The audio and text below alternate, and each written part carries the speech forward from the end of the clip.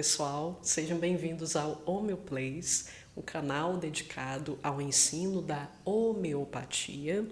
Meu nome é Letícia Cabral e hoje, meus queridos, a gente vai interromper um pouquinho apenas o nosso estudo de personalidades homeopáticas, porque existe um assunto que também me tem sido muito solicitado, que é um esclarecimento maior acerca dos miasmas. Inclusive, esses pedidos, essas solicitações de esclarecimentos, por mais surpreendente que pareça, muito desses pedidos têm partido de leigos, pessoas que simplesmente desenvolveram uma curiosidade sobre o assunto.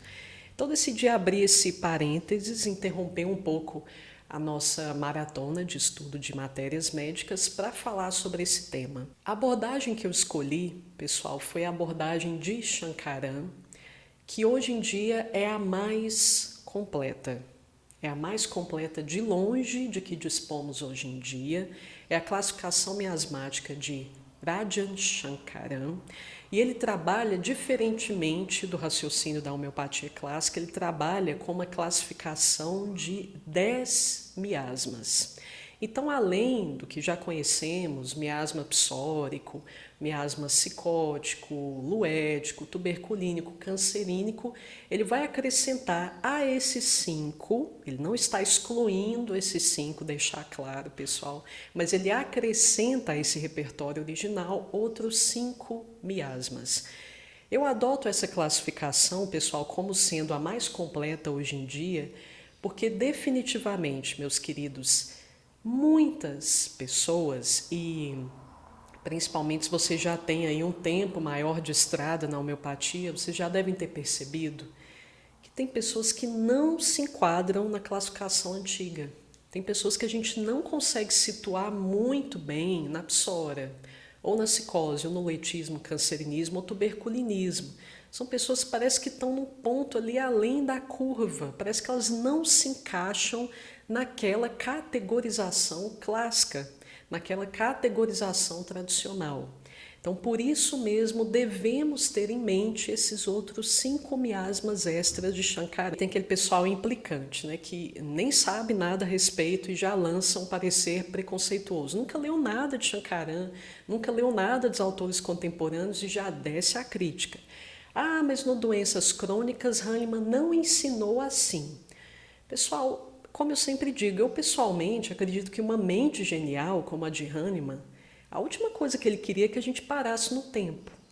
E deixar claro que Shankaran, ele não acordou num belo dia com essa classificação de 10 miasmas na cabeça e transcreveu aquilo para um livro, sem submeter exaustivamente aquela coisa à prova, pessoal. Isso aqui é fruto de uma constatação prática, de uma constatação empírica.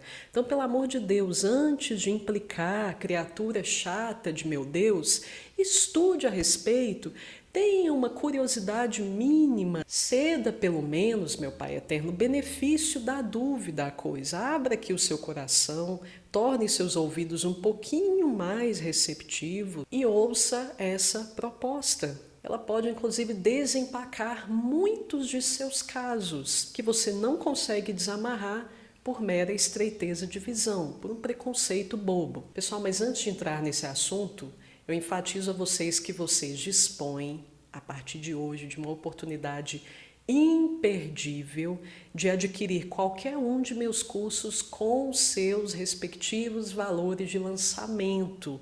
Calcárias, então, pessoal, o valor de lançamento dele está a preço de banana e vocês terão essa oportunidade de adquiri-lo com o valor de lançamento. O mesmo no caso do curso Homeopatia Inspiradora. Essa promoção, meus queridos, a contar de hoje vai durar 3 dias apenas. Então, depois não adianta chorar. Aproveitem, que eu não sei quando eu vou repetir uma promoção como essa, pessoal.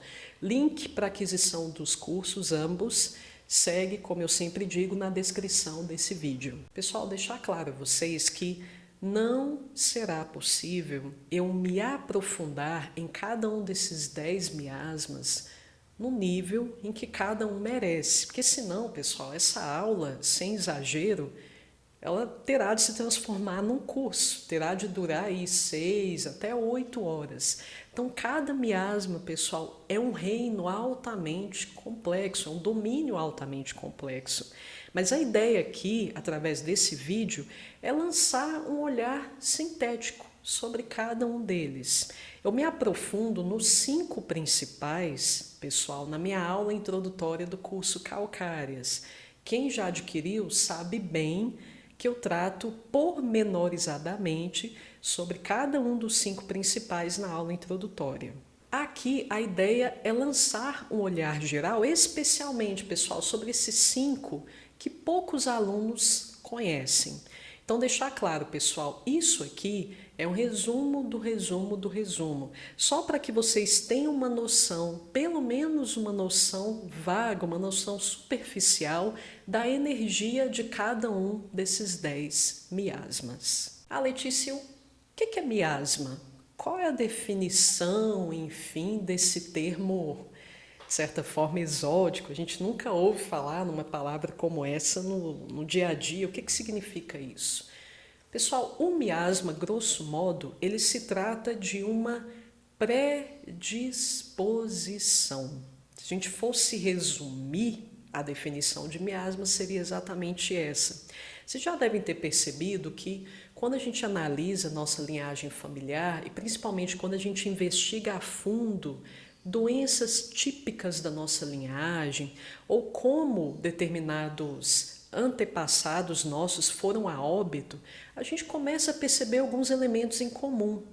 Nossa, todo mundo da minha família tem problema circulatório, todo mundo morre de problema no coração, todo mundo na minha família tem doença de pele, todo mundo tem uma coceirinha, todo mundo tem uma micose, todo mundo tem herpes. Nossa, todo mundo na minha família tem problema respiratório. Todo mundo ali tem uma rinite, uma sinusite. Nossa, todo mundo da minha família morreu de câncer, viu? Então eu acho que esse é o meu caminho também. De certa forma, pessoal, você não está de todo errado ao pensar assim. Nós facilmente, a partir dessa análise, podemos chegar à conclusão que sim, existe uma fragilidade, um calcanhar de Aquiles, digamos assim, que nós recebemos da nossa linhagem familiar. Recebemos através aí do mecanismo da hereditariedade. Então, sim, pessoal, se todo mundo na sua família foi a óbito em decorrência daquela doença, é provável que esse seja o fim da linha para você também, a menos que você se trate, obviamente, com homeopatia. Mas, enfim, meus queridos, nós herdamos, de fato, certos buraquinhos, pontos fracos da nossa linhagem. E aí, outra pergunta pode ser elaborada. Alguns devem estar pensando, nossa, Letícia, mas qual a origem disso? Qual a origem dessas predisposições? A predisposição ao câncer, por exemplo, ao quadro de herpes. Como esses problemas surgiram? Qual a gênese deles? Ela data de onde? É oriunda de que fenômeno?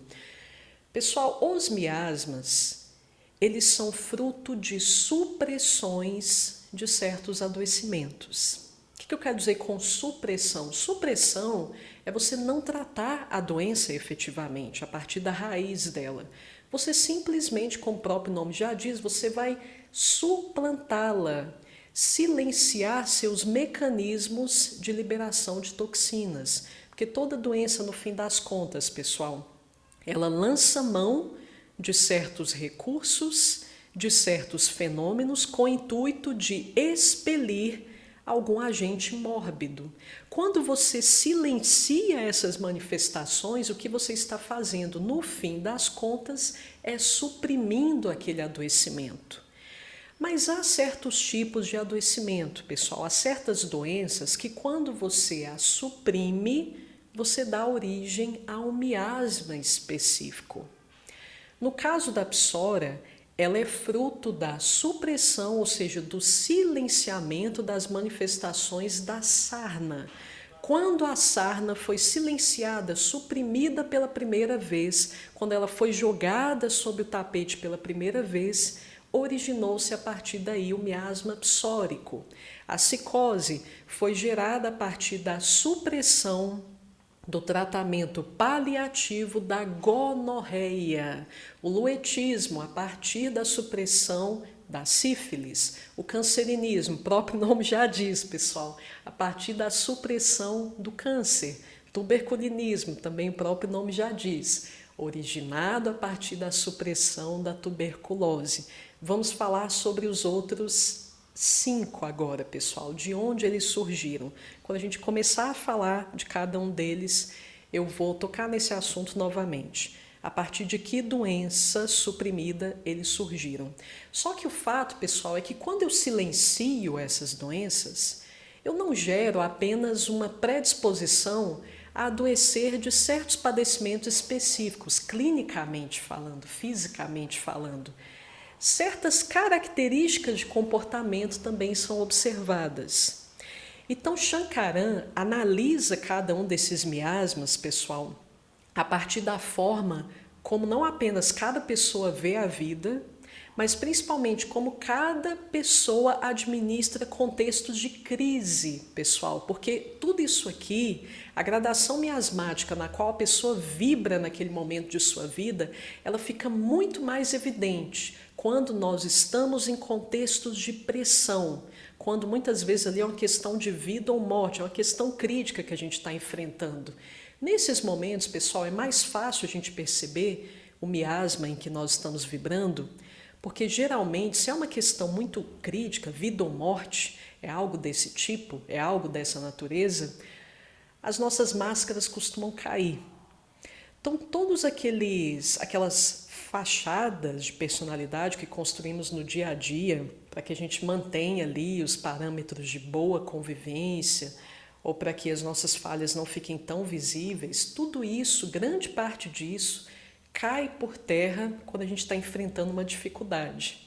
É aí que a gente percebe normalmente quem somos nós, é quando a dificuldade aperta ali. Por isso mesmo, Shankaran, ele ilustra as vibrações, os aspectos mais proeminentes de cada miasma a partir de um contexto de crise. A partir dali, como eu disse, é mais fácil que a gente perceba em que miasma especificamente estamos vibrando. Então, Shankaran vai partir desse ponto, de um contexto de crise, um contexto crítico, um contexto emergencial. Outro ponto, pessoal, todos nós temos todos esses 10 miasmas. Isso aqui é outra dúvida recorrente e muito dessa percepção equivocada de que eu só tenho um miasma. Isso aqui, muito disso é fruto de um ensinamento inadequado da dinâmica miasmática. Então, eu enfatizo, pessoal, você tem todos esses 10 miasmas, mas em algum momento de sua vida existe uma determinada atividade miasmática que está mais evidente, está exacerbada. Então, quando eu digo que fulano é psórico, não significa, meu Pai eterno, que a pessoa só tem a psora. Se eu digo que fulano é cancerínico, não significa que ele tem apenas o cancerinismo. Mas naquele momento, naquela circunstância da toma de caso, aquele miasma está mais ativo. Estando mais ativo, pessoal, a probabilidade aqui é que ele esteja desequilibrado. Normalmente, se eu digo que fulano é psicótico, eu quero dizer que a psicose daquela pessoa está desequilibrada. E é muito difícil, pessoal, encontrarmos pessoas cujos miasmas estão todos equilibrados. Na maior parte do tempo, encontraremos sujeitos com seus respectivos miasmas instáveis. Mas, como eu disse, há um, normalmente, que está mais instável que os demais. Mas, nos tratando com a homeopatia, nós podemos gozar de um nível de equilíbrio de todos esses 10, o nível de equilíbrio dos 10 miasmas muito satisfatório, pessoal.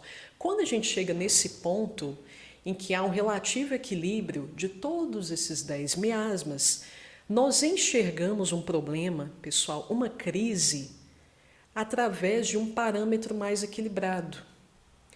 Nós respondemos, reagimos aos problemas, às vicissitudes do dia a dia proporcionalmente. Se a coisa merece uma reação mais enérgica, eu entrego aquela reação mais enérgica. Veja que a resposta aqui é proporcional, é consonante, ressonante ao que o problema exige de mim. Se o problema exige uma resposta mais branda, é essa resposta que eu vou entregar. Então, pessoal, existe aqui uma proporcionalidade de reação. Os meus mecanismos de reação a uma crise, eles são ajustáveis, eles são flexíveis. Dito de outro modo, utilizando aqui exatamente as palavras de Shankaran, eu estou despida aqui de ilusões. Eu não enxergo um problema através das lentes de uma ilusão. Quando existe um miasma em mim que está hiperativo, e estando hiperativo, pessoal, ele está desequilibrado, eu enxergo aquela crise através dessa lente, do desequilíbrio daquele miasma. Então vamos identificar, pessoal, quais são essas 10 lentes. Miasma 1, meus queridos, o miasma 1 é o miasma do pânico. Como o próprio nome já diz, como é que vocês acham que a pessoa vai reagir a um problema? Essa pessoa, meus queridos, esse é o tipo, na verdade, mais fácil da gente encontrar, porque a pessoa ela é tão intensa emocionalmente que a ansiedade que ela está sentindo ela é contagiosa. Você sente aquela carga emocional de alarme, de urgência da pessoa. Então isso aqui é facílimo de identificar. Aquela pessoa apressada, é aquela pessoa afobada, é aquela pessoa inquieta. Você olha, pessoal, você ouve ali as primeiras palavras, pronto, você já identificou em que miasma provavelmente aquele sujeito está vibrando. Óbvio, como essa criatura divina vai lidar com situações críticas, com pânico. É uma resposta, de todas as respostas, pessoal, é a mais exagerada de todas. Problemas mínimos para esse indivíduo já incita uma sensação, pessoal, de que é lutar ou morrer. Então, o mecanismo reativo é o da fuga. É aquela sensação de que se eu ficar, a probabilidade maior é de que eu vou morrer mesmo. Então eu tenho que fugir. Então a sensação aqui, pessoal, é de uma ameaça extrema. Não à toa, uma das homeopatias com maior capacidade de harmonizar esse miasma, adivinhe qual é? Justamente acônito. Todas as respostas são intensas, pessoal. Eu não digo apenas respostas a nível de ansiedade, a nível de medos, fobias, mas nós temos também mostras de entusiasmo excessivas. Então aquela pessoa quando vai rir, ela nunca ri baixo, ri muito alto. Ou nós temos também o extremo oposto, pessoal, que é aquele total silenciamento de reações. É aquela pessoa que ela foi tão suprimida em suas mostras de medo, apreensão, que ela desenvolve uma espécie de automatismo subjetivo, automatismo das emoções. É como se ela fosse indiferente a todos os estímulos externos. Ela simplesmente não reage. Um estágio muito parecido com o de ópio, por exemplo. Existe um pânico extremo, mas como a pessoa foi muito ensinada a suprimir as suas mostras de medo, ela acabou por silenciá-la por completo. Isso merece muita nossa atenção, pessoal, porque cada miasma é regido por seus extremos. Existe uma reação ali, normalmente, que é a mais óbvia, é a que mais esperamos. Mas o extremo oposto daquela reação também faz parte do mesmo miasma, pessoal. Lembre-se, o inconsciente ele é apolar. Feio e belo para o seu inconsciente é exatamente a mesma vibração. Todavia, quando eu nomino algo de feio ou belo, eu estou simplesmente polarizando aquela energia, mas trata-se da mesma vibração. Bom, não é muito difícil da gente deduzir que doença suprimida vai gerar o miasma agudo, pessoal, miasma do pânico. Este miasma é gerado, pasmem, com a supressão do pânico. Imagine, pessoal, pessoas que passaram por muitos eventos traumáticos e nunca foi permitido a essas pessoas externalizar o que elas sentiram. Então, aquela pessoa que engoliu muito susto, não teve tempo, muitas vezes, de ruminar, de metabolizar aquilo, não teve tempo de processar, teve que simplesmente continuar vivendo sua vida. Mas eu estou falando aqui, pessoal, de supressão de traumas intensos. Realmente, eventos que causaram muito susto, muito terror, muito pavor àquele indivíduo. Mas não houve outra saída a não ser engolir o seco, engolir o choro. Então, a supressão do medo, especialmente se esse medo é muito agudo, pode situar a pessoa no miasma agudo, miasma do pânico. Em termos de faixa etária mais consonante vibracionalmente com o miasma do pânico, Schouten traz ali os primeiros anos de vida, pessoal. Imagine um bebezinho. O bebezinho, pessoal, a resposta dele é muito simples. Se ele passa por qualquer tipo de desconforto, a resposta é extrema. É o choro, é o berro, é o grito estridente. Se ele está sujo, ele dá o grito estridente dele. Se ele está com fome, grito estridente de novo. Está com sono, grito estridente de novo. É a mesma resposta, independentemente da adversidade. Quantos adultos nós não conhecemos que estão passando exatamente por esse tipo de situação, pessoal? A pessoa ela não tem muito jogo de cintura para lidar com problemas pequenos. A reação dela é sempre extrema, intensa demais, desproporcionalmente intensa. Próximo miasma, pessoal, é chamado de miasma subagudo, mas também miasma tifoide ou miasma da crise. Aqui, pessoal, como o próprio nome já diz, nós temos alguém que, diante de um problema, enxerga que deve administrar aquela crise, mas mediante um esforço altamente focado e direcionado. Quando um problema irrompe, a pessoa imediatamente para tudo que ela está fazendo e se dedica única e exclusivamente à resolução daquele problema. Assim que aquele problema é resolvido, pronto, o sujeito está tranquilo. Qual a diferença, pessoal, do miasma que acabamos de ver? Miasma subagudo, que é este que estamos analisando, e o miasma agudo, que foi o primeiro sobre o qual nós discutimos. No miasma agudo, pessoal, é questão de vida ou morte, eu preciso escapar, não tem como eu gerir isso aqui, eu só tenho que fugir e pronto. Aqui, eu sustento aquela convicção de que, nossa, esse negócio é desagradável, mas eu vou direcionar aqui toda a minha energia para resolver isso. E a partir do momento que eu resolver, pronto, acabou, eu posso relaxar. A pessoa, quando ela está em pânico, pessoal, ela carrega, de certa forma, uma postura vigilante. Imagine aquela presa, que ela se sente o tempo todo com o predador ali à espreita. Ela relaxa, mas até certo ponto, o bebezinho, ele está sempre mais ou menos ali na iminência de chorar, pessoal. Se a gente atentar bem para isso, a gente consegue facilmente chegar a essa conclusão. Aqui, quando a crise irrompe, eu sinto aquela apreensão, sem dúvida alguma. O miasma é subagudo, então as emoções ainda são muito intensas, são muito expressivas. Só que eu agora, diferentemente do miasma agudo, eu sustento a crença de que eu posso administrar essa situação. Só que há um excessivo direcionamento de energia para aquilo, pessoal. As pessoas, existem síndromes do pânico que se encaixam mais aqui do que no miasma agudo propriamente. Como é que a gente reconhece, pessoal, a diferença? Primeiro, quando a pessoa está fora daquele contexto de preocupação, ela relaxa. Essa é a primeira diferença entre miasma subagudo e agudo. No agudo, a pessoa está sempre tensa, pessoal, mesmo ela ali, tranquila, entre aspas, se dedicando ali a um momento lúdico, de lazer, ela não está completamente relaxada. A forma de falar já dá a entender que ela está com certo nível de ansiedade. Aqui não.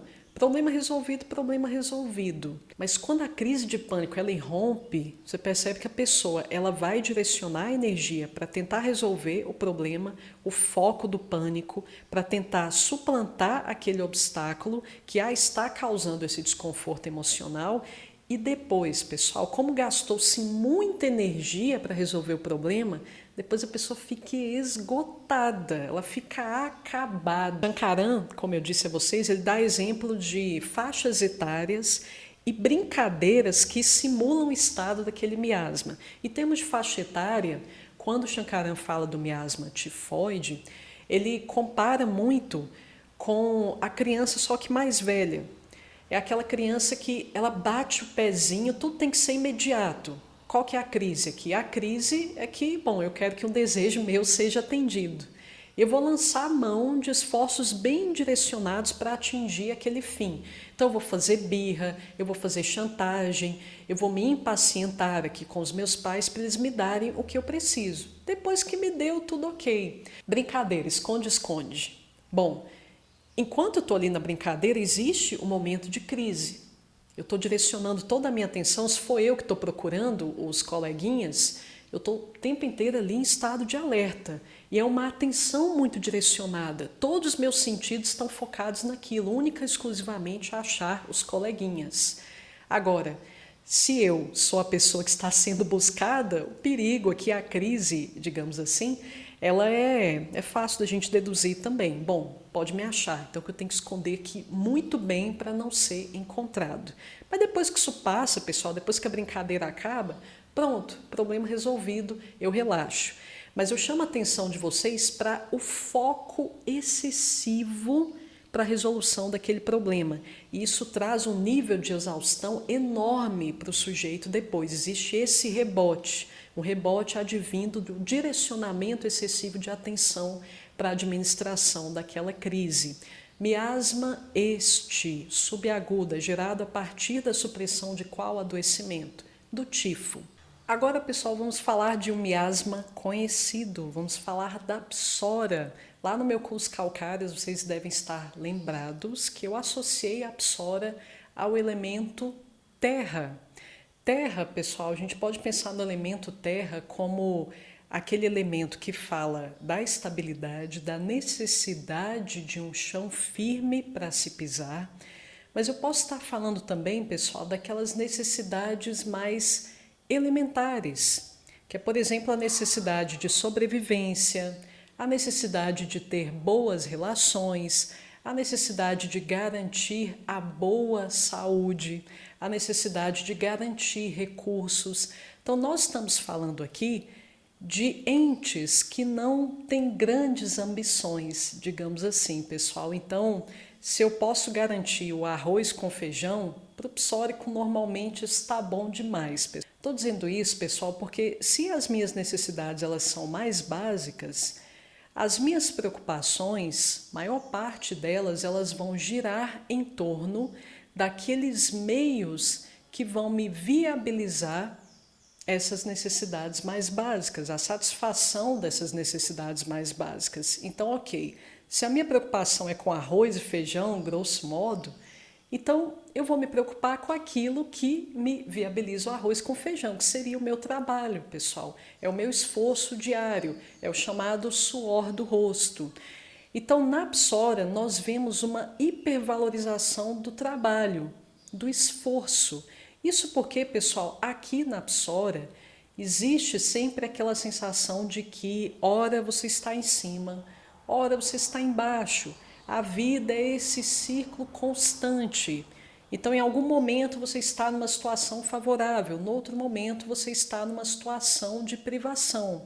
Imagine, meus queridos, aquela realidade, aquele contexto basicamente tribal, em que você tem que dançar de acordo com a música no que diz respeito aos alimentos disponíveis na época, naquele momento. Bom, agora é época das uvas, não, agora é época das castanhas. E pronto, eu preciso me contentar com isso. Noutras épocas, eu posso ter pouco alimento. Nesses momentos, eu terei de me mobilizar, eu passarei talvez por um contexto de privação, terei de me esforçar mais, mas o fato, pessoal, é que existe sempre aquele feeling de que eu tenho que me esforçar muito para garantir o que eu quero, que no fim das contas nem é tanta coisa assim, como nós já exploramos anteriormente. O psórico ele não tem, enfatizando, pessoal, grandes ambições.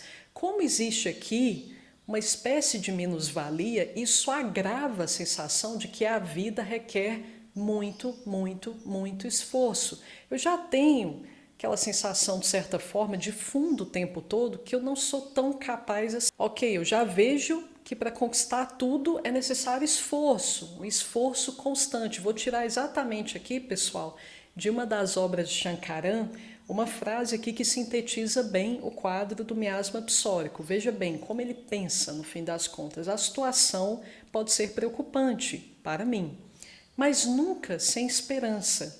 A vida é um constante esforço, é um esforço frequente, um esforço cotidiano. Então veja, pessoal, que daqui brotam crenças como, por exemplo, a vida é difícil, meu filho. Se você não batalhar, você não vai ter o que você quer, não. Rala, porque senão você não vai conseguir nada. Então veja que existe sempre um elemento aqui, pessoal, de dificuldade. Só que não é aquela dificuldade que paralisa. Veja bem, na frase que eu li para vocês, não havia desesperança. Pelo contrário, ok, você vai batalhar, mas batalhando você consegue, ou seja, existe a luz no fim do túnel. Mas tudo, pessoal, notem, quero chamar a atenção de vocês para isso. Tudo é fruto de esforço. Existe uma chamada de atenção para o esforço.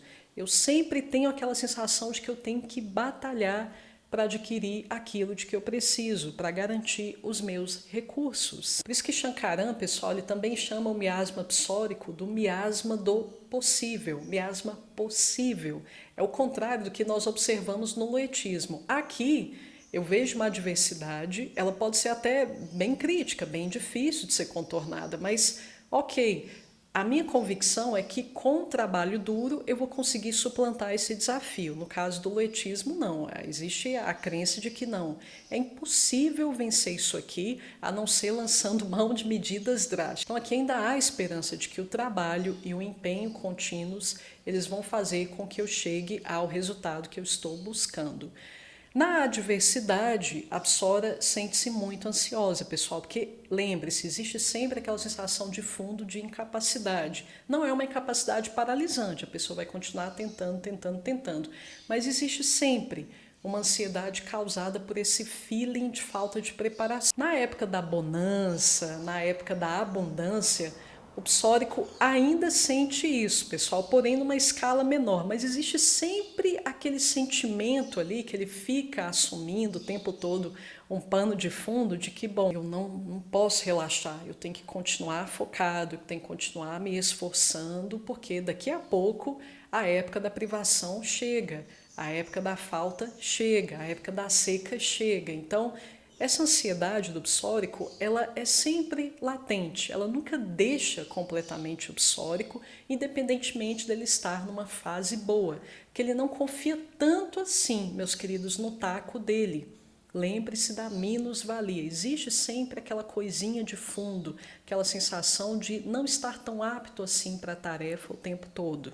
Em seguida, meus queridos, chegamos ao miasma tineídeo, que é outro miasma que estudantes da homeopatia clássica desconhecem. Eu também costumo associar muito o miasma tineídeo com a umidade, porque nós temos o elemento água propriamente, pessoal. Na introdução do curso Calcárias eu estabeleço bem essa analogia entre cicose e o elemento água. Mas aqui no caso do miasma tineídeo nós ainda não temos o elemento água com toda a sua conotação, com toda a sua representatividade. A coisa está começando a umedecer, mas não se transformou ainda em água. Na água, pessoal, quando a gente está analisando a cicose, ela sim, ela própria, esse miasma propriamente seria representado pelo elemento água, nós temos ali como principal característica a fixação dentro de determinado molde, dentro de certo recipiente. Por isso nós conhecemos a cicose como miasma das máscaras, da fachada, que realmente é o miasma camaleônico. Ele vai se adaptar ao recipiente, vai dançar de acordo com o ritmo da música. Mas aqui no miasma tineídeo nós temos umidade, a água está começando a aparecer, ou seja, a tendência à fixação ela está começando a aparecer, porque o tema da desistência ele está começando a aparecer também. Então, quem são esses indivíduos, pessoal, que estão aqui no miasma tineídeo? São pessoas que elas vão tentar vencer a adversidade, elas vão tentar por um tempo, mas depois elas desistem. É diferente do miasma malárico, que ele tem essas baixas, mas ele continua tentando, mesmo no período de baixa. Ele não larga a toalha, não pendura a toalha não, ele continua tentando, tenta, mesmo sem inspiração, continua tentando, tentando, tentando. Lembre-se que a palavra-chave do miasma malárico é tentar, tentar. Nossa, nessa vida eu tenho que me esforçar, nessa vida eu tenho que tentar, nessa vida a gente tem que batalhar. São frases típicas que essas pessoas podem falar. Aqui, uma hora você vê um indivíduo empolgadão, noutra hora ele desiste mesmo, pessoal. Não é que ele está desmotivado, ele desistiu de fato. Por isso que Schouten até empresta aquele típico contexto, pessoal, de uma pessoa mais velha, principalmente uma mulher mais velha ali com 35, 40 anos tentando emagrecer. Essa batalha de pessoas mais velhas, gordinhas, tentando emagrecer, o desfecho dela é típico, pessoal. A pessoa começa ali, empolgadíssima com uma dieta que ela acabou de descobrir. Depois, o que a gente vê? A pessoa nem fala mais aquele assunto, desistiu. Então, nós temos essa quase estagnação, quase fixação. Só não é uma fixação total, que o sujeito ele vai tentar de novo. Ele vai descobrir uma dieta nova, a gente vai ver de novo ele ali tentando conduzir a coisa, mas depois ele desiste. E quando desiste, pessoal, a sensação que a gente tem é que ele não vai levantar de novo, mas ele levanta. Então é um sujeito facilmente desencorajado. Outro miasma, pessoal, que faz parte exclusivamente da categorização de Shankaran, portanto, poucos homeopatas clássicos devem conhecer, que é o miasma malárico. Segundo Shankaran, pessoal, o miasma malárico, ele contém algumas características tanto do miasma agudo, miasma do pânico no caso, como também contém algumas características do miasma da psicose, ou seja, existe uma certa umidade aqui inerente ao miasma malárico também. Vamos identificar as duas facetas, pessoal, a faceta pânico e a faceta da fixação, que é típica do miasma psicótico. O miasma psicótico, ele se fixa em termos de formatação ao recipiente e permanece ali em conformidade a esse recipiente enquanto ele ocupar aquele recipiente. Enquanto for conveniente, ele não vai mudar de forma, ele vai permanecer com aquela formatação específica. Miasma malárico, pessoal, por Shankaran, ele também é conhecido como miasma do perseguido. Bom, só por esse nome, pessoal, a gente já pode identificar aqui um quê de vitimismo na coisa, miasma do perseguido. Mas por que a pessoa se sente perseguida no fim das contas? Por que ela não pode sair dessa situação em que ela se sente presa fácil ali dos predadores? Enfim, Shankaran, pessoal, para exemplificar o que essa pessoa que vibra no miasma malárico experimenta, ele fala acerca do quadro típico das famílias indianas, se bem que aqui no Ocidente isso tem se tornado cada vez mais comum, pessoal. É aquela situação em que, ok, casal se casa, mas permanece um tempo dentro de casa, porque eles ainda não conseguem andar com as próprias pernas financeiramente. Temos visto muito isso hoje em dia aqui no Ocidente, como eu disse também, meus queridos, mas enfim. Então eles estão numa situação ali em que, ao mesmo tempo em que há uma série de privilégios, que é você ter um teto, é você ter o seu pão ali todos os dias, você não tem que se preocupar com isso, ao mesmo tempo que você tem esses privilégios, você, pelo fato de não ser você a pessoa que tem plena autonomia de todos os processos, você tem que se subjugar àquelas pessoas que lhes provêm, que proporcionam todos aqueles recursos a vocês. Então, ok, eu tenho todos os confortos aqui, mas se minha sogra quiser se meter na minha vida, ela tem todo o direito, que ela que está me dando a casa, ela que está me dando a comida. Então, existe uma indignação com a situação, porque, bom, eu não tenho toda a plena autonomia aqui do processo, não tenho autonomia nenhuma no fim das contas, quem toma as decisões isso aqui não sou eu, então isso me incomoda. Então essa situação de dependência, ela me incomoda bastante, mas ao mesmo tempo, pessoal, existe aqui uma, entre aspas, safadeza, porque, bom, eu, ao invés de arrumar tudo aqui, arrumar minhas malas e me virar, ao invés de tentar me mobilizar no sentido de andar com as próprias pernas, quando finalmente a tempestade passa, nem que seja por um tempo, quando os Os meus familiares param de me cutucar, de enfiar o dedo na minha vida privada com o meu cônjuge, ao invés de eu mobilizar, não, eu fico aqui. Eu não saio da casa dos pais, eu fico aqui. Até que a tempestade finalmente vem de novo. Vai surgir outra briga, vai surgir outro bate-boca em função da interferência dos familiares na vida daquele casal. Então, uma situação, pessoal, de aquele vitimismo voluntário, é aquela perseguição voluntária. Ok, vocês interferem na minha vida, eu tenho aqui uma série de invasões de espaço pelas quais eu tenho que passar, porque eu sou dependente dessas pessoas, mas no fim das contas é bom estar aqui, porque eu não tenho que assumir dever nenhum, não tenho que assumir responsabilidade nenhuma.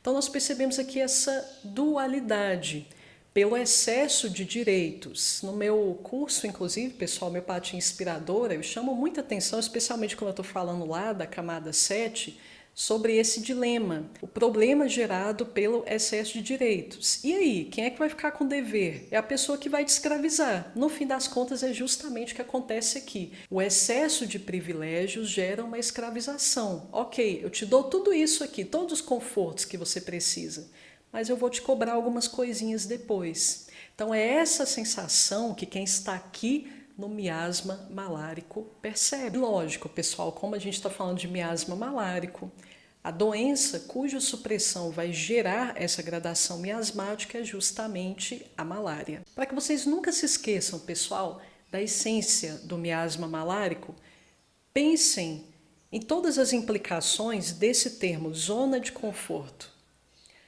O que é a zona de conforto, pessoal? Como o próprio nome já nos leva a deduzir, é um contexto em que você tem muitos confortos. Óbvio, é a interpretação óbvia, a dedução óbvia que a gente pode fazer dessa terminologia. Mas a zona de conforto, ela é uma zona limitada em si mesma.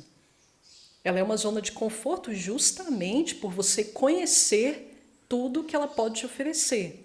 Você já conhece os frutos dessa zona. Aquilo que transcende a zona de conforto, você já não pode garantir que vai te trazer tanto conforto assim, porque você não conhece o que tem lá do outro lado. Então, perceba que a zona de conforto ela traz delícias, porque, bom, você já conhece ali todas as benesses dela, você já usufrui daquilo ali, mas ao mesmo tempo existe um gosto amargo em estar dentro daquele contexto, que é justamente o desprazer de não poder usufruir do que está lá fora, do que extrapola os limites dessa zona de conforto. Por quê? Porque eu sou escrava, eu não tenho autonomia.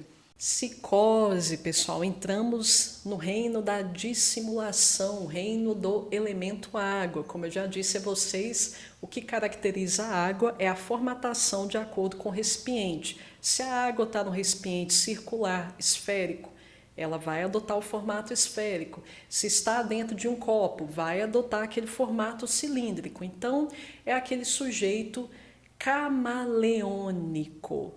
Mas, como psicótico, ele administra as crises, pessoal. Primeiramente, pessoal, como Shankaran chama este miasma? Ele chama o miasma psicótico do miasma da fixação. Porque a partir do momento que eu assumir aquele personagem, pessoal, eu vou congelar naquele personagem. Eu vou me manter com aquela fachada que me concede certas vantagens dentro de certo contexto. Então a máscara que eu estou usando agora é a máscara da boazinha, porque é conveniente que seja assim. Isso me traz certas vantagens. A máscara que eu estou usando agora é a máscara da pessoa autoconfiante, mesmo eu não sendo autoconfiante. Aqui na psicose, pessoal, o conteúdo interno e a fachada raramente correspondem-se entre si, porque isso é conveniente para mim. É mais fácil eu fingir que sou do que ser efetivamente, pessoal. A gente sabe bem disso. Então nós temos aqui, pessoal, o famoso camaleão. Aquela pessoa que ela vai sentir as exigências do meio, ela vai sentir qual personalidade cola melhor ali e ela vai adotar aquele padrão. É uma pessoa com capacidades de atuar, representar muito bem certos papéis.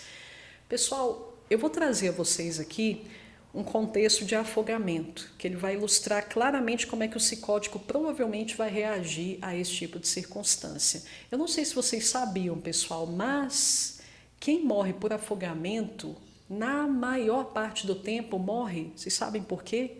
Por vergonha. É vergonha de reconhecer a situação, bom, eu vou morrer, eu não vou conseguir nadar até um ponto seguro, ou eu não sei nadar e vou morrer por não saber nadar. Então, além da pessoa negar a circunstância crítica na qual ela se encontra, ela tem vergonha de pedir ajuda. Veja até que ponto a coisa pode chegar, pessoal. Veja até que ponto a psicose desequilibrada pode nos levar. Então, pessoal, esse é um claro exemplo de situação em que a psicose se exacerba e nos tira a vida. Veja bem, vale mais a pena manter certa fachada do que salvar a minha vida. Vale mais a pena manter a fachada de alguém que está administrando a situação do que salvar minha própria vida, pessoal. Então, a psicose, pessoal, é um miasma que rege em grande medida, principalmente a nossa conduta no dia a dia. É muito difícil nós conhecermos uma pessoa autêntica hoje em dia, uma pessoa que realmente fala o que pensa. Deixar claro, pessoal, falar o que pensa não é ser mal educado, que fique claro isso. Uma pessoa sincera, uma pessoa honesta, principalmente uma pessoa honesta no nosso país especificamente. Então, a psicose desequilibrada, ela é majoritária, ela é predominante nos nossos dias.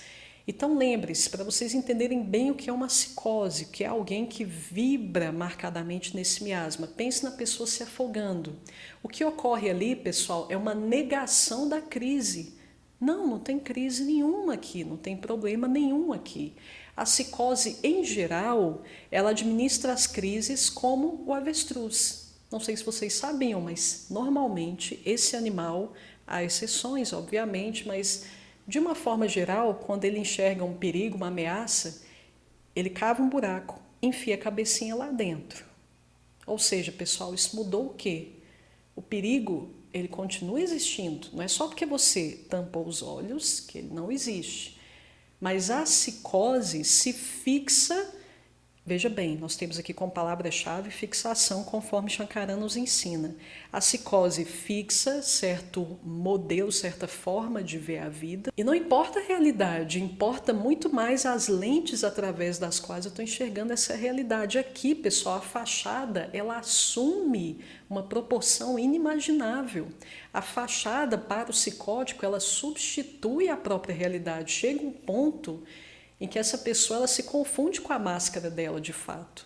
Ela já não sabe mais quem ela é. A máscara, como aquele famoso e belíssimo poema de Fernando Pessoa nos ensina, ela já colou. Não consigo mais tirá-la da minha face. E se existe alguma situação que ameaça ruir a minha máscara, eu tiro o meu da reta. Então, são aquelas pessoas que sempre que algo as pressiona no sentido delas mostrarem realmente quem elas são, o que elas fazem? Elas mudam de assunto ou vão saindo fugazmente pela tangente. Tuberculinismo, pessoal, ou ainda o ar quente comprimido. Imagine o ar quente comprimido, vocês vão ter uma exata noção do que é o miasma tuberculínico. Pessoal, que doença suprimida gera esse miasma? O próprio nome já diz. E eu reforcei isso também para vocês no início.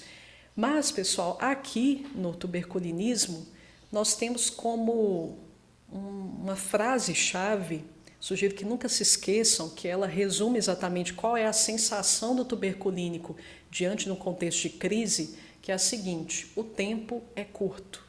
Não há tempo, preciso fazer tudo isso aqui da forma mais rápida possível, porque não tenho tempo. Shankaran também, pessoal, ele chama o miasma tuberculínico de miasma claustrofóbico. É aquela pessoa que ela se sente oprimida pelas adversidades.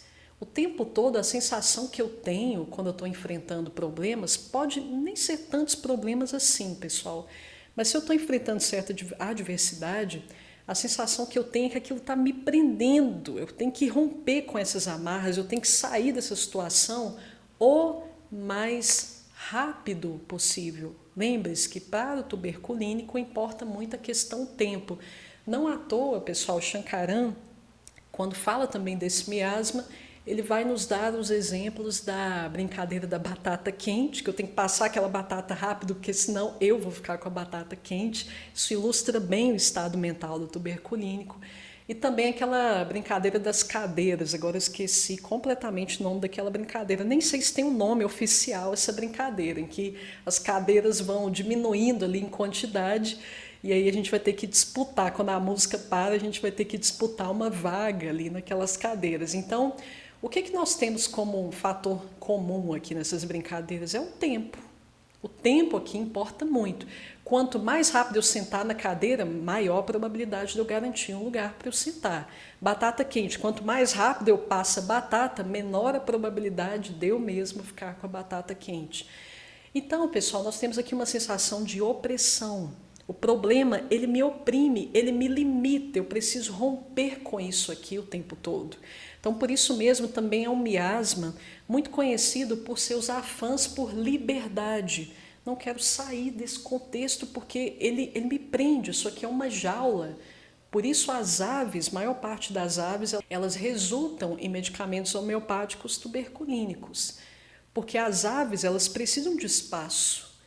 Caso elas sintam que elas já exploraram todo aquele ambiente, elas começam a sentir-se oprimidas, enjauladas. Então, por isso mesmo, outra palavra que é atribuída ao miasma tuberculínico é mudança. O que é mudar, pessoal? É romper com certa situação que me parecia limitadora em certa escala, em certa medida. E aí, pessoal, a sensação de estresse, de opressão é tão grande, a sensação de que eu preciso romper com isso aqui, ela é tão grande, que nós temos aquela típica vontade comumente atribuída ao tuberculinismo.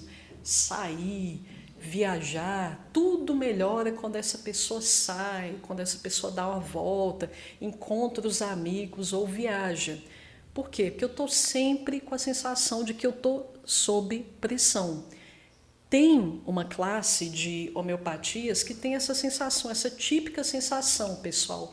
Os nítricon, em geral, o elemento nitrogênio, ele sempre tem essa sensação de que ele está sendo oprimido, de que ele precisa romper com aqueles limites. Maioria dos nítricon, pessoal, a grande maioria, há exceções, mas a grande maioria, coincidentemente, resultam em homeopatias tuberculínicas também. O último miasma, pessoal, que faz parte exclusivamente da categorização de Shankaran, ou seja, o último miasma aqui que eu vou citar, que provavelmente poucas pessoas conhecem, principalmente quem não estuda o método das sensações de Shankaran, que é o miasma leprósico. Adivinha a partir da supressão de que doença esse miasma se origina? A partir, meus queridos, da supressão da lepra. E aqui, pessoal, nós temos como palavra-chave o isolamento. A lepra, meus queridos, quando ela ainda era um padecimento comum na nossa sociedade, nós tínhamos ali um total isolamento das pessoas acometidas, afetadas por aquela doença. Era considerado um quadro repugnante. Aquelas pessoas, elas não eram dignas da mínima aproximação, eram dignas apenas de misericórdia divina. Então elas eram isoladas, tratadas com total desprezo, com asco, como se elas fossem a escória da sociedade. E é assim, meus queridos, que esse indivíduo que vibra nesse miasma se sente. É um estado, pessoal, talvez vocês não tenham oportunidade de acompanhar casos assim, espero que não, porque é muito triste encontrar alguém nesse patamar. É uma pessoa que ela se sente completamente desamparada, sem solução, não há esperança para mim. Por isso que elas podem dar até um certo trabalho, pessoal, no tratamento, no acompanhamento, porque são aqueles indivíduos que eles estão no estado de desesperança, desculpa, tão grande. Eles querem tanto ver pelo menos um faixinho, um halozinho daquela luz no fim do túnel, que quando eles melhoram um pouquinho, que seja, eles já querem parar. Nossa, Deus, eu nem esperava que eu fosse melhorar 1%, agora que eu melhorei, eu quero parar aqui. Eu não quero correr o risco de perder tudo isso que eu conquistei. Então veja, pessoal, o nível de desesperança desses sujeitos. quando eles recebem um mínimo de conforto, quando eles percebem um mínimo de alívio em relação às suas queixas, eles já querem se congelar naquele patamar. E é muito difícil nós convencermos aquela criatura de Deus de que ela pode ir muito além.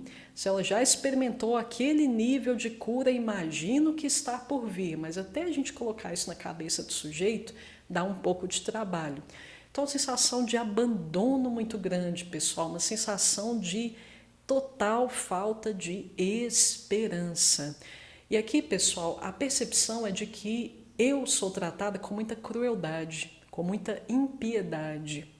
Mas lembre-se, em homeopatia devemos considerar opostos extremos como sinônimos daquela mesma energia e devemos considerar a versão ativa e passiva, ou seja, devemos olhar certa personalidade ou gradação miasmática sob o viés daquele que recebe a ação e daquele que desfere a ação também. Então veja bem, pessoal, por que eu estou dizendo isso? Porque se eu sinto que eu sou tratada com crueldade, eu posso muito bem exteriorizar, depositar esse sentimento sobre outrem, através da manifestação de um comportamento cruel. Ou seja, eu posso estar falando aqui do sadismo. Esse indivíduo, se ele está muito desarmonizado, ele pode começar a nutrir prazer em testemunhar outra pessoa sofrendo tanto quanto ele sente que sofre. Luetismo. Pessoal, luetismo, todo mundo conhece principalmente muito bem as manifestações mórbidas do luetismo. Nós temos aqui como palavra-chave o tipo impossível para Shankaran ou ainda destruição. Até mesmo, pessoal, isso aqui é perceptível a nível clínico, a nível fisiológico e, obviamente, emprestando aqui a analogia hermética, o que está em cima é muito similar ao que está embaixo. Então, se nós temos aqui uma mentalidade destrutiva, extremista a esse ponto de que tudo só pode ser resolvido através de medidas violentas, medidas enérgicas, isso também vai se repercutir no tipo de doenças, no tipo de padecimentos que eu sofro, dos quais eu sou vítima. No caso das doenças loédicas, pessoal, nós temos sempre a destruição de determinado órgão ou de determinada estrutura do corpo. Então, provavelmente, esse indivíduo, se ele tiver algum problema nas articulações, não vai ser artrite, já vai ser artrose de uma vez, já vou chegar a destruir a articulação ali de uma vez toda. O órgão é muito mais fácil, há muito maior probabilidade que ele chegue ao processo de falência num instante. Então, ao invés de eu ter, entre aspas, a devida paciência para desenvolver um processo infeccioso e depois aquilo gradativamente desembocar para uma falência efetiva do órgão, a coisa já vai direto ao ponto. Então, ao invés de ter um pouquinho mais de paciência para pegar um nó e tentar desatar o nó, eu já pego a tesoura e corto o nó de uma vez, resolvido o problema. Então, nós temos aqui, pessoal, primeiro, a impaciência, eu não preciso nem mencionar que ela é um ponto muito característico do luetismo. Mas, além da falta total de paciência, nós temos rompantes aqui de violência, rompantes de agressividade. A sensação que eu tenho quando eu vejo algum problema é que, nossa, não há outra solução a não ser altamente severo, enérgico. Então, é aquela pessoa que, numa discussão, ela já aumenta o tom de voz. Se a discussão continua um pouquinho, ela já dá a entender, pessoal, que ela quer partir para a porrada. E provavelmente vai partir para a porrada. Então, aquela pessoa que ela desenvolve esse nível de falta de escrúpulo. Para ela, a resolução dos problemas, lembre-se da analogia do nó. Nunca é desatando o nó, é cortando o nó de uma vez. Sempre há necessidade de chegar a esse ponto extremo, para eu sentir que, bom, consigo resolver o problema. É o caso das guerras, pessoal. Exemplo bem simplório, pessoal. As guerras. Quantas ferramentas, quantos recursos nós não poderíamos lançar mão antes de desembocar numa medida extrema como a guerra? Por que a guerra é um ato luédico, pessoal? Porque veja quantas consequências nefastas ela traz. quantos efeitos colaterais ela traz. Tudo isso não é muito levado em consideração pelo luético. Bom, vai resolver o problema? Não, então é isso que a gente vai fazer. Não importa muito para ele os efeitos colaterais da coisa, não importa geralmente o que outras pessoas vão experimentar, outras pessoas que não têm nada a ver com aquele problema vão experimentar com a sua resolução do problema. Não importa os efeitos em longo prazo daquela sua medida drástica, importa que vai resolver naquele momento, pronto e acabou. Então, ok, a pessoa está causando problema, vou meter um soco na cara dela ou vou tirar a vida dela. Vai resolver o problema pela raiz, aquela pessoa provavelmente não vai mais encher o saco. Então a mentalidade é extremista a esse ponto. Eu vejo problema, eu não tenho esperança que eu possa resolver aquele problema de forma diplomática. Eu não tenho a menor esperança de que eu vou resolver aquele problema com joguinho de cintura. É porrada, vida ou morte. A seguinte mentalidade, pessoal, eu vejo uma formiguinha, bom, eu poderia ir lá pisar, dar uma chinelada na formiga, mas não. Sabe o que eu vou fazer? Vou pegar uma metralhadora e metralhar aquela formiga. Ok, matei a formiga? Sem dúvida alguma, eu matei a formiga.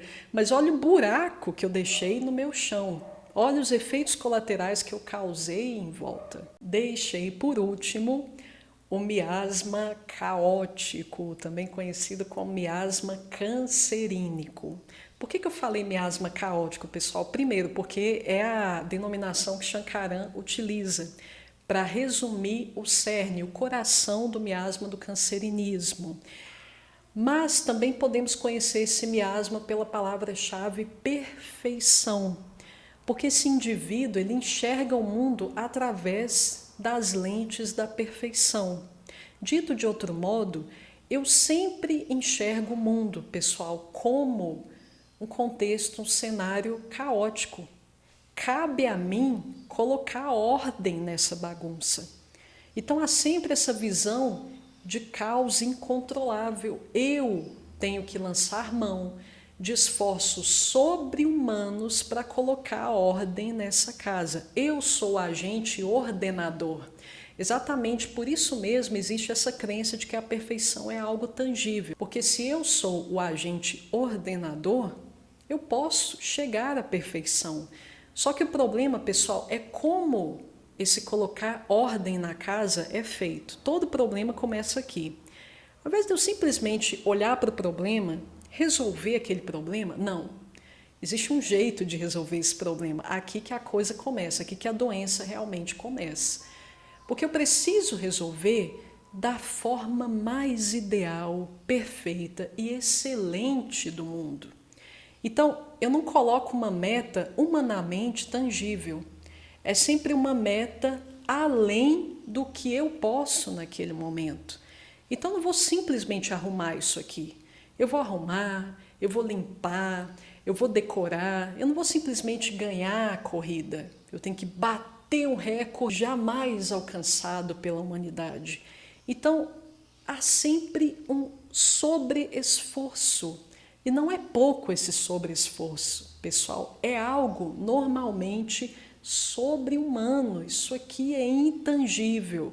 Quando eu alcanço aquilo, são pessoas muito esforçadas, pessoal. Vale chamar a atenção também a característica positiva das personalidades cancerínicas. Ok, trabalham muito, sem dúvida alguma. São pessoas altamente industriosas. Porque essa necessidade de colocar ordem na casa, mas essa ordem perfeita, ela é premente, ela está aqui presente o tempo todo, ela é uma constante. Mas não basta colocar ordem, existe sempre um nível além que eu preciso alcançar, além. E aí o bicho pega. Pessoal, claro que nós já sabemos qual vai ser o desfecho disso. Mas vocês já pararam para pensar o que é o câncer propriamente, pessoal? O câncer é um crescimento desvairado de células com sua inteligência, entre aspas, corrompida. Não são células normais. Mas veja, o tumor maligno, ele próprio é o caos. Veja a materialização, a somatização da minha crença limitante no meu próprio corpo físico. Como eu estava enxergando o caos lá fora o tempo todo, um caos que eu deveria ordenar com a minha atitude rumo à perfeição o tempo todo, veja onde o caos foi parar. Então houve uma somatização da crença de que o mundo é caótico. Agora o caos habita em mim mediante o desenvolvimento de uma neoplasia maligna. O intuito, pessoal, era que fosse uma aula curta. Não foi. Estou chegando à conclusão que nunca será. Mas eu espero que essa aula, de todo modo, pessoal, ela tenha contribuído para o repertório de conhecimentos homeopáticos de vocês. Eu espero que finalmente vocês tenham pelo menos captado a essência dos 10 miasmas de Shankaran. Eu espero que isso tenha trazido alguma luz em relação àqueles chamados casos empacados que vocês devem estar conduzindo nesse momento, porque vocês devem ter chegado à conclusão, pessoal, que, veja bem, se o indivíduo é malárico, muito dificilmente, pessoal, a gente vai conseguir encaixá-lo bem, satisfatoriamente bem, na psora, ou na psicose, ou no letismo, ou no cancerinismo. Se ele é malárico, pessoal, essa é a classificação na qual ele se encaixa. Se ele é um tineídeo, se ele vibra no miasma tineídeo, pessoal, vai ser muito difícil a gente encontrar um miasma no qual ele se encaixe tão bem. Não vai dar muito certo tentar colocar ele no tuberculinismo. Não vai dar muito certo a gente tentar situá-lo na psicose, nem no loetismo e assim por diante. Então, perceba, pessoal, que cada um desses 5 miasmas extras, eles contêm características muito peculiares, quase exclusivas, que a gente não encontra tão bem delineadas assim nos outros 5 miasmas tradicionais.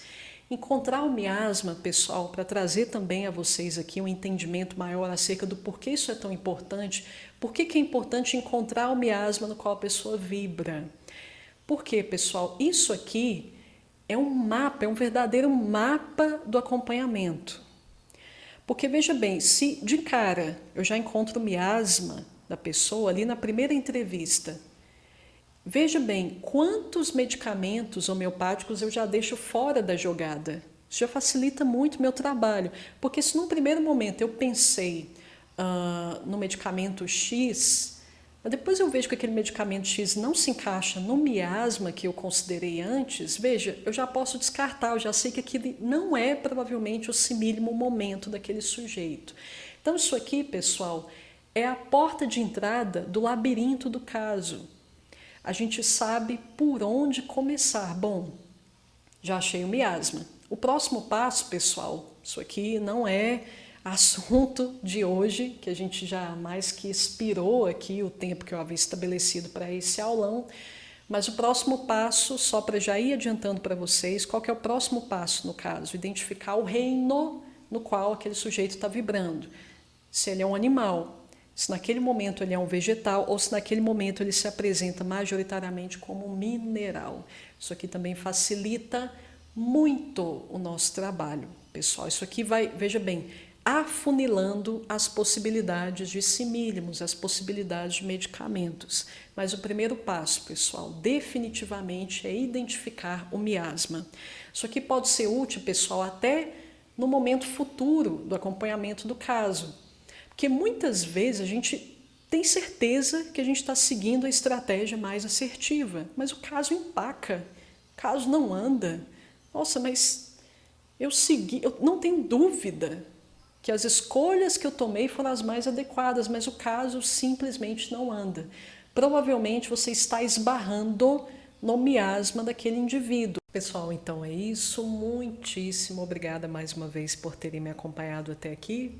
Até a próxima. Aproveitem, meus queridos, essa promoção, que, como eu disse, não sei quando eu anunciarei outra promoção como essa. Os meus 2 cursos com suas promoções de lançamento. Inclusive, pessoal, em breve, ainda nessa semana possivelmente, estará disponível aula nova na plataforma das aulas do curso Calcárias e a Força Interior.